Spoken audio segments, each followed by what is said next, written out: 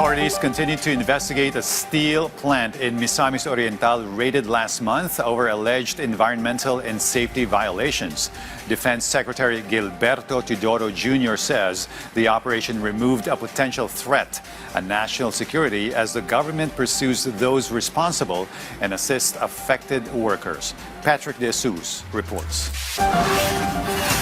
The suppression of one of the threats to national security. This is how Defense Secretary Gilberto Teodoro Jr. described the raid conducted last month on a steel plant in Misamis Oriental, allegedly producing substandard steel, which also tested positive for radioactive materials. The Secretary also awarded commendations to soldiers involved in the operation during his visit to the Philippine Army 4th Infantry Division in Cagayan de Oro City. The said steel plant has already been issued a cease and desist order and had its environmental compliance certificate cancelled. It was also fined 450,000 pesos for violations of various environmental laws. Authorities again stressed that there was no discrimination in the apprehension of the 69 Chinese nationals found at the plant.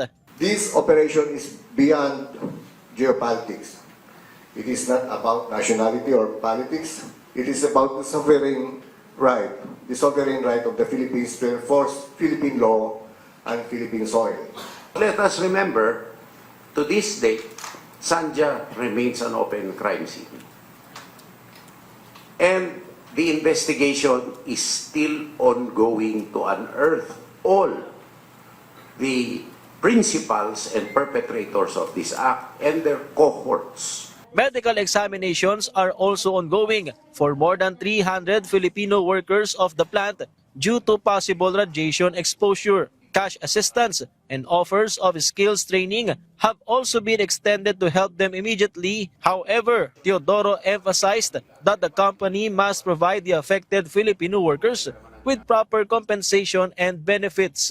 Ito, maging halimbawa din sa atin na ginagamit talaga ang Pilipino nitong mga to. Dahil uunahin nila yung sarili nila, tapos yung na-expose na mga workers, hindi nila inalagaan. Following the raid on the steel plant, Teodoro and his family were allegedly banned from entering China. And reportedly, it was checked if Teodoro had assets there that could be frozen. Teodoro said he has yet to receive information regarding the report, but responded. Wala akong asset sa China at wala akong balak pumunta doon. Hindi naman sa ayaw mo pumunta. Dahil gusto mo rin eh. Ang laki ng bansa na yon, ang daming kultura, ang daming ano. Pero kung yung asal ng gobyerno mo na wala na makarapatan na mamamayan mo, ganun, wag na lang. Sanjia and the Chinese embassy has yet to release their sides regarding the latest statements made by government officials on the raided steel plant. From Cagayan de Oro City, Patrick De Jesus. From the National TV Network for a new and better Philippines.